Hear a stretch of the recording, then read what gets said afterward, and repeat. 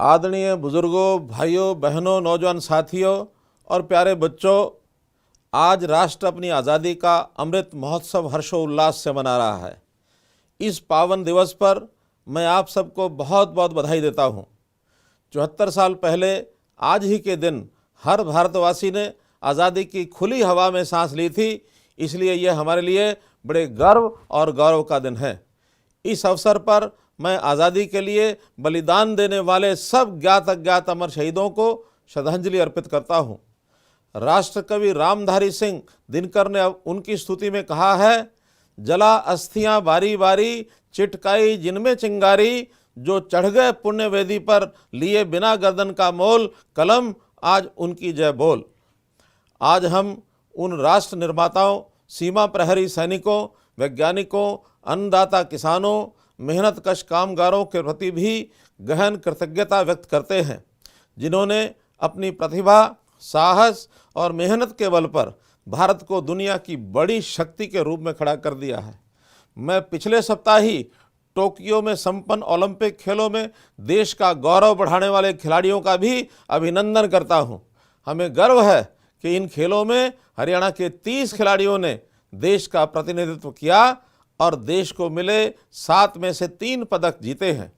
मुझे इस बात पर भी गर्व है कि देश के स्वतंत्रता आंदोलन में हरियाणा वासियों ने अग्रणी भूमिका निभाई। सन 1857 में प्रथम स्वतंत्रता संग्राम तो अंबाला छावनी से शुरू हुआ था। हरियाणा के वीरों ने देश की सीमाओं की सुरक्षा में भी बड़े बलिदान दिए हैं।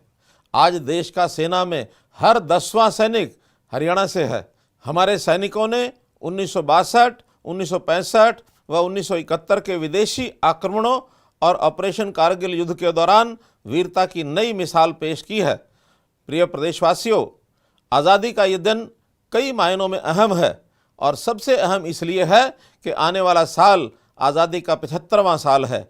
इस समय पूरा संसार प्रधानमंत्री श्री नरेंद्र मोदी जी के कुशल नेतृत्व में भारत के ऐतिहासिक बदलावों का साक्षी है। इसी का परिणाम है कि पहली बार भारत को संयुक्त राष्ट्र सुरक्षा परिषद की अध्यक्षता करने का अवसर प्राप्त हुआ है। प्रधानमंत्री जी ने कोरोना महामारी में दूसरे देशों की मदद कर संसार को हमारी विश्व बंधुत्व की भावना का कायल किया है।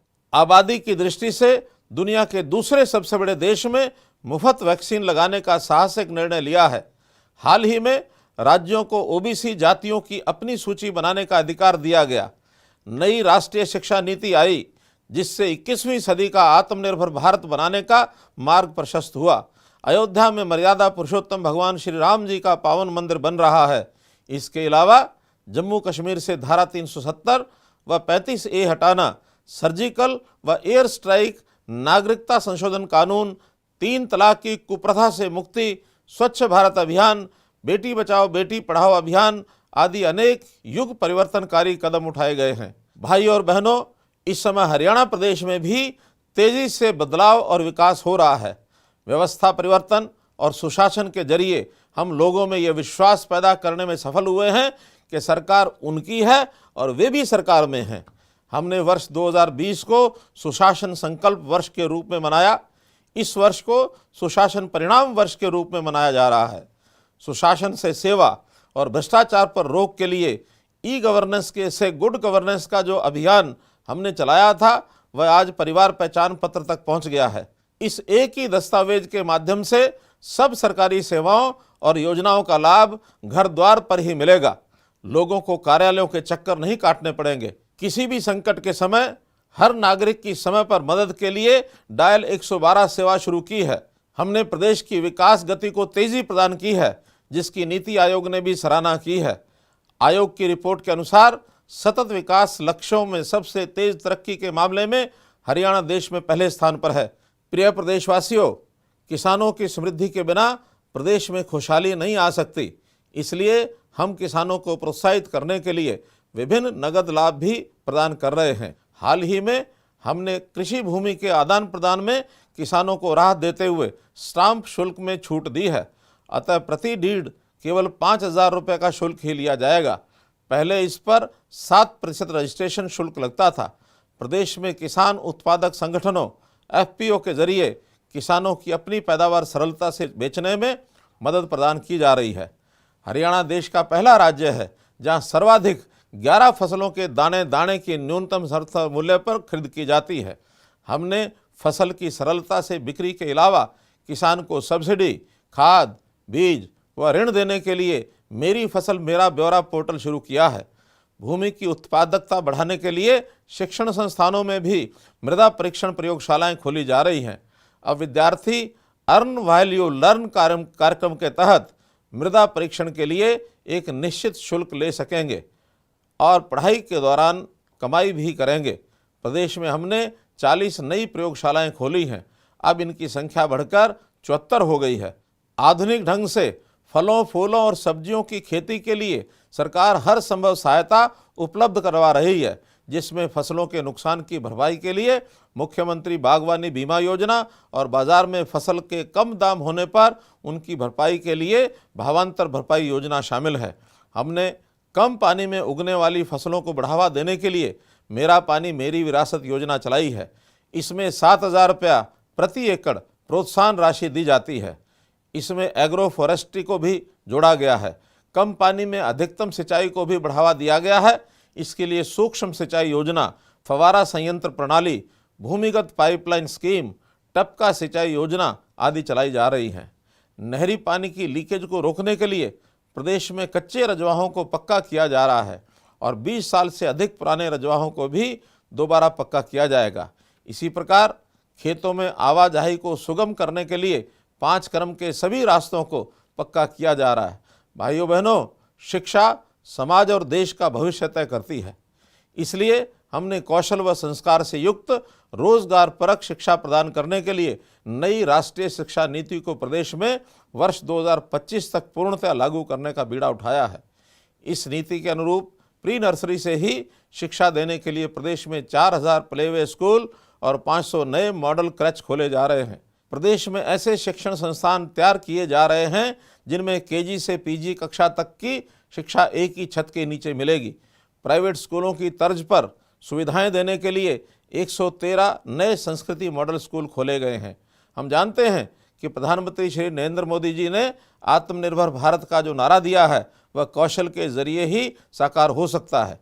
इसलिए हमने स्कूल से लेकर विश्वविद्यालय तक की शिक्षा को कौशल के साथ जोड़ा है। विद्यार्थियों को प्रतियोगी परीक्षाओं के लिए तैयार करने के लिए हमने सुपर 100 प्रोग्राम शुरू किया है। इसके तहत कोचिंग पाने वाले विद्यार्थी आईआईटी मेंस और नीट जैसी राष्ट्रीय स्तर की परीक्षाओं में मेरिट में स्थान प्राप्त कर रहे हैं। भाइयों बहनों, हमारे युवाओं की खेलों में उपलब्धियों का जिक्र होते ही हमारा सीना गर्व से चौड़ा हो जाता है। हरियाणा के खिलाड़ियों ने ओलंपिक, कॉमनवेल्थ, एशियाई खेलों और अन्य अंतर्राष्ट्रीय प्रतियोगिताओं में पदक जीतकर अपनी शारीरिक दक्षता और मानसिक दृढ़ता का लोहा मनवाया है।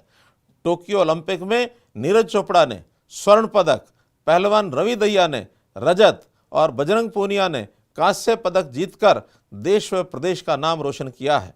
हॉकी में कांस्य पदक जीतने वाली टीम में हमारे 2 खिलाड़ी सुरेंद्र कुमार और सुमित कुमार शामिल हैं। महिला हॉकी टीम में तो 9 खिलाड़ी हरियाणा के हैं, जिन्होंने अपने दमखम और कौशल से सबका मन जीता है। हरियाणा देश का पहला राज्य है जो पदक जीतने वाले खिलाड़ियों को पुरस्कार स्वरूप सर्वाधिक 6 करोड़ रुपए नगद राशि देता है। इसी प्रकार हरियाणा ने ही देश में पहली बार ओलंपिक की तैयारी के लिए 5 लाख रुपए की प्रोत्साहन राशि एडवांस देने का प्रावधान किया है। प्रिय प्रदेशवासियों, हम महिलाओं को सुरक्षा के साथ साथ उन्हें आर्थिक व सामाजिक रूप से सशक्त करने के लिए प्रतिबद्ध हैं। भाइयों व बहनों, हमने स्वस्थ हरियाणा बनाने की दिशा में आगे बढ़ते हुए चिकित्सा सुविधाओं का विस्तार किया है, जिससे हम कोविड-19 महामारी से लड़ने में सफल रहे हैं। इसकी दूसरी लहर में हमने ऑक्सीजन की पर्याप्त व्यवस्था की और मरीजों के घर द्वार पर भी ऑक्सीजन पहुंचाई। अब प्रदेश में 50 बिस्तरों से अधिक के सभी अस्पतालों में पीएस से ऑक्सीजन प्लांट लगाया जाना अनिवार्य किया गया है।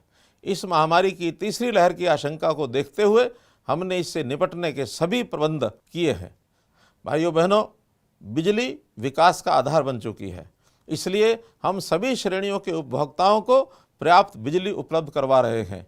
मुझे ये बताते हुए बड़ी खुशी हो रही है कि मारा गांव जगमग गांव योजना के तहत प्रदेश के लगभग 77% यानी कि 5,309 गाँव में 24 घंटे बिजली दी जा रही है। हाल ही में हमने बिजली की दरें 37 पैसे प्रति यूनिट कम की हैं। इससे पहले वर्ष 2019 में हम बिजली के बिल आधे कर चुके हैं। प्रिय प्रदेशवासियों, आप जानते हैं कि कृषि के साथ साथ उद्योग भी हमारी अर्थव्यवस्था का मूल आधार है। रोजगार सृजन में भी उद्योगों की अहम भूमिका होती है। हमने आर्थिक विकास एवं रोजगार के अवसर उपलब्ध करवाने के लिए हरियाणा उद्यम एवं रोजगार नीति 2020 लागू की है। इस नीति का लक्ष्य 5 लाख नई नौकरियों का सृजन करना, 1 लाख करोड़ रुपए से अधिक का निवेश तथा निर्यात को दुगना करना है। भाइयों बहनों, ये ऐसे कुछ नए परिवर्तन हैं जो भविष्य में हरियाणा प्रदेश को एक अति विकसित राज्य बनाने में महत्वपूर्ण भूमिका निभाएंगे। मुझे पूरा विश्वास है कि इनसे हरियाणा सभी क्षेत्रों में अग्रणी राज्य बनेगा। आइए आज आज़ादी के अमृत महोत्सव पर हम अपनी महान सांस्कृतिक परंपराओं और उच्च नैतिक मूल्यों पर चलते हुए देश व प्रदेश को अधिक स्वच्छ, स्वस्थ, समृद्ध, सशक्त व विकसित बनाने के लिए कठोर परिश्रम करने का संकल्प दोहराएं। अंत में मैं आप सबको आज़ादी के अमृत महोत्सव की पुनः शुभकामनाएं देता हूं। मैं पूर्व प्रधानमंत्री भारत रत्न स्वर्गीय अटल बिहारी वाजपेयी जी की कविता की पंक्तियों से अपने संबोधन को विराम दूंगा।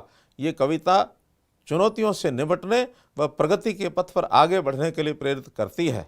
बाधाएं आती हैं आए, घिरे प्रलय की घोर घटाएं, पाँव के नीचे अंगारे, सिर पर बरसें यदि ज्वालाएं, निज हाथों में हंसते हंसते आग लगाकर जलना होगा, कदम मिलाकर चलना होगा। मेरे साथ मिलकर 3 बार बोलें, जय हिंद, जय हिंद, जय हिंद, जय हिंद, जय हिंद।